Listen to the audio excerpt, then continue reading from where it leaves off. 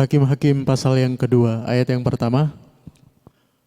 Lalu malaikat Tuhan pergi dari Gilgal ke Bokim dan berfirman, telah kutuntun kamu keluar dari Mesir dan kubawa ke negeri yang kujanjikan dengan bersumpah kepada nenek moyangmu.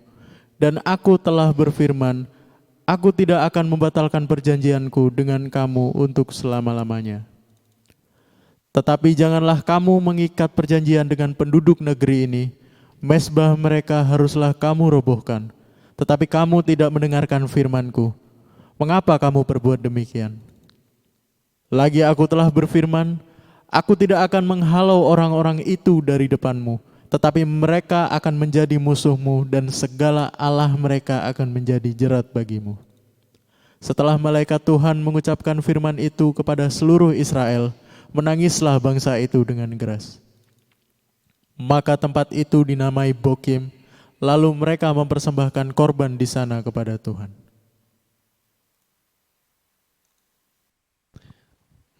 Oke, shalom semuanya. God bless ya. Baik, hari ini kita belajar, saudaraku. Episode yang lalu kita belajar bagaimana orang Israel setelah kematian daripada Yosua, tidak ada seorang pemimpin, mereka menghadap Tuhan, mereka bertanya kepada Tuhan, Tuhan jawab. Saudaraku, suara Tuhan tidak segala-galanya. Saudaraku harus pahami ini. Tuhan jawab pertanyaan bangsa Israel. Suara Tuhan tidak segala-galanya. Firman Tuhan yang diilhamkan Allah, di mana Paulus tulis di kitab Timotius, itu yang absolut yang harus kita lakukan. Sehingga di dunia ini terlalu banyak perselisihan oleh karena pemahaman Alkitab yang berbeda, teologi yang berbeda.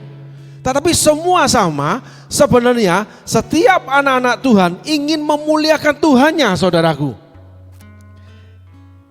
Sehingga setiap suara yang dia dengar, entah dari pikirannya, entah dari ilham daripada Allah, itu seringkali dianggap kebenaran absolut. Tidak. Karena banyak resiko ketika kita memahami firman Allah, kalau berdasarkan pengertian kita sendiri, atau berdasarkan suara Tuhan yang kita tangkap untuk kita lakukan.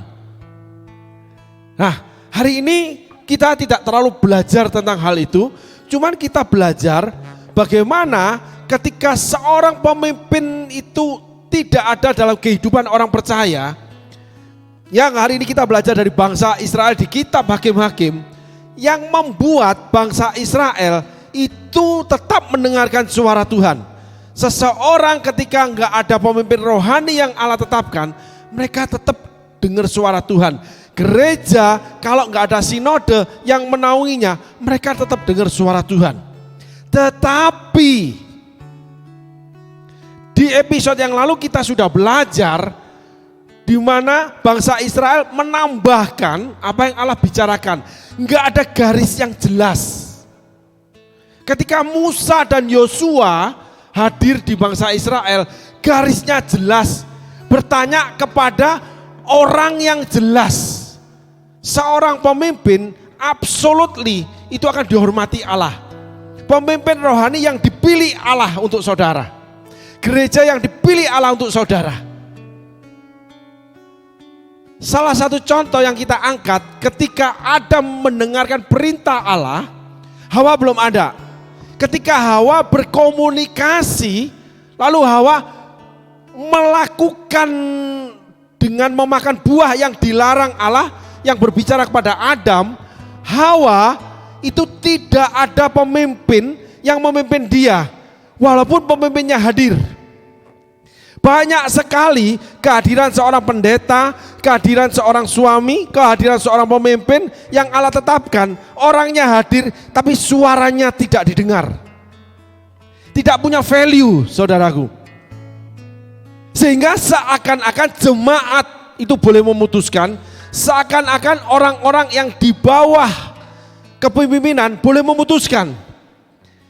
Yang kita apresiasikan dengan Hawa, ketika Adam ada di sebelahnya, ketika dia berkomunikasi dengan setan, dengan iblis, dengan ular, dia mengambil buah itu, dia makan.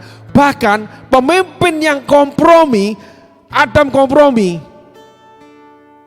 Oleh karena tidak ada voice-nya, sehingga Adam dihukum dan terkutuklah Adam yang mati. Sehingga kalau di dalam dunia rohani, saudaraku, ketika tidak ada suara pemimpin, ketika suara pemimpin tidak dipatuhi, kalau kita runtut, kita aplikasikan di kitab Kejadian Adam dan Hawa, tubuh rohani saudara mati. Demikian juga ketika bangsa Israel keluar dari Mesir, dipimpin Musa, dipimpin Yosua, mereka selalu berkemenangan dan mencapai tujuan Allah menduduki tanah Kanaan. Karena ada pemimpin rohani yang ditunjuk. Nah, ketika Yosua sudah dipanggil pulang, tidak ada pemimpin lagi, bangsa Israel menanyakan kepada Allah, Allah tetap jawab. Tetapi pasal 2 menerangkan malaikat itu yang memberitakan suara Tuhan. Nah, di pasal pertama Allah berkata bahwa bangsa Yehuda yang pergi berperang. Tetapi bangsa Israel garisnya nggak jelas, sumir samar. Mereka menambahkan persis Adam dan Hawa. Mereka nggak percaya diri. Sehingga orang kalau tidak ada pemimpin rohani, orang kalau nggak mengakui atau meniadakan atau menghormati suara pemimpin, seorang istri, seorang bawahan, seorang jemaat, seorang penatua gereja, ketika tidak mengakui, tidak menghormati, menghargai suara gembala yang Tuhan tetapkan, suara suami Tuhan tetapkan, mereka akan kompromi seperti Hawa. Mereka tidak pede seperti bangsa Israel mengajak suku yang lain. Ditambahkan Hawa mengatakan enggak boleh dimakan, enggak boleh diraba. Padahal Allah bicara kepada Adam, Adam, jangan kamu makan buah itu, kamu akan mati. Seorang pemimpin ketika dia kompromi, dia tidak mematuhi garisnya Allah, di mana Allah sudah berikan kepada dia, pemimpin itu akan mati rohaninya. Suami itu tidak punya karisma Allah lagi. Sehingga ada seorang istri ketika di depan orang banyak itu mempermalukan, quote and quote, ketika suami bicara, dia lihat gini, suami berhenti bicara. Dan itu banyak terjadi, saudaraku. Minta persetujuan istri, bukan istri yang meminta persetujuan suami. Sangat berbahaya. Tetapi suara istri boleh didengar dan harus didengar. Hei suami-suami, hiduplah bijaksana dengan istrimu. Dengar, menambah kasana, kekayaan untuk membuat keputusan yang terbaik, tetapi nggak boleh menghilangkan garisnya Allah. Bangsa Israel kompromi, Hawa kompromi. Akhirnya bangsa Israel itu tidak memiliki suatu garis atau kepala di mana mereka mengambil bagian-bagian nanti sampai pasal 3. Saudaraku, menjadi penyembah berhala. Di pasal 1 akhirnya bangsa Israel karena tidak ada garis yang jelas, tidak ada pemimpin yang diangkat Allah, tidak mau menunggu pemimpin yang ditunjuk Allah, mereka melakukan segala sesuatu kompromi dengan tidak menewaskan, tidak menghabisi bangsa-bangsa Kanaan. Yang menjadikan mereka akhirnya terjerat penyembah berhala. Sehingga hari ini kita belajar. Yang pertama, ketika tidak adanya kepemimpinan, ketika kita mengingkari kepemimpinan yang Alkitab tuliskan, baik gembala, baik suami, baik pemimpin pekerjaan apapun, itu akan membuat keluarga kita, pekerjaan kita, pelayanan kita memiliki berhala-berhala yang kita dirikan. Sesuatu yang melebihi suara Tuhan, sesuatu yang melebihi Alkitab, sesuatu yang melebihi yang namanya utamakan Yesus. Nah, di situ awal kompromi. Ya, memang sih, tapi kan nggak bisa begitu. Kita harus berhikmat, Tuhan itu tahu. Yang penting kan kita begini. Nah, itu yang terjadi, saudaraku. Sehingga rumah tangga, pekerjaan atau pelayanan itu akhirnya punya berhala-berhala. Di mana kekuasaan tidak jelas, kekuasaan tidak berada di tempat atau berada kepada seorang pribadi yang ditunjuk sama Allah. Akhirnya penurunan rohani terjadi, penurunan moral terjadi, penurunan pemikiran terjadi, tidak sesuai dengan Kristus. Tidak seperti orang yang diurapi.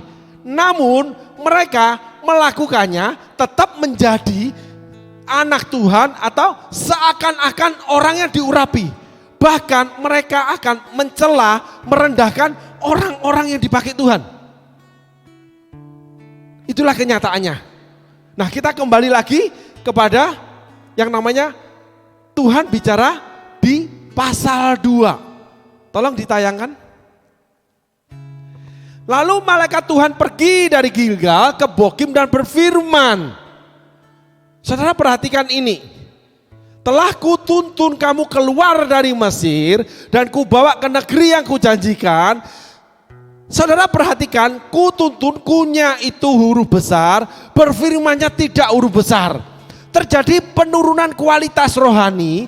Itu sama dengan penurunan moral saudara, penurunan passion saudara, penurunan aktiviti saudara, intensitas saudara dengan Tuhan, baik secara pribadi maupun secara kolektif.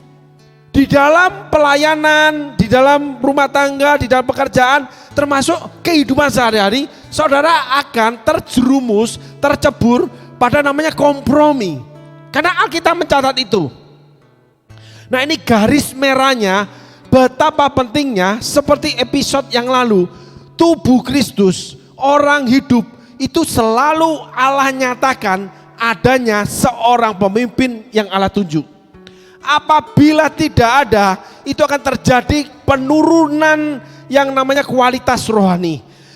Di dalam kualitas rohani yang turun, terjadi penurunan passion atau gemuruh, gelora cinta kita terhadap Tuhan dalam bentuk bisa doa sehari-hari, ibadah, lalu melakukan pelayanan, sikap terhadap suami, terhadap istri, terhadap keluarga, terhadap setiap orang, di mana biasanya kita melakukan terbaik sesuai dengan firman Allah yang tertulis. Di situ terjadi perubahan. Kenapa? Ditambahkan terus sama setan. Karena kita nggak jelas garisnya seperti Hawa. Jangan kau makan dan raba. Allah ngomong gitu. Padahal Allah tidak bicara gitu pada Adam. Hawa memiliki pemikiran sendiri. Kita memiliki pemikiran sendiri. Itu terjadi dengan sendirinya. Sehingga passion kita akan menurun karena kita sudah adonan yang terkamiri dengan pemikiran sendiri awalnya. Tapi menuju penyembahan berhala. Jadi ada hal-hal, oh nggak bisa, pekerjaanku menuntut, oh nggak bisa, rumah tangga menuntut, oh nggak bisa, suamiku itu kurang, oh nggak bisa, suamiku bodoh. Aku dong harus kamu dengarkan. Di situ mulai terjadi namanya perselisihan yang namanya salah satu yang nanti keluar di namanya kejadian Kain dan Habel. Character assassin, pembunuhan karakter. Di situ mulai keluar di mulut saudara, saudara akan mencela A, B, C, D orang lain.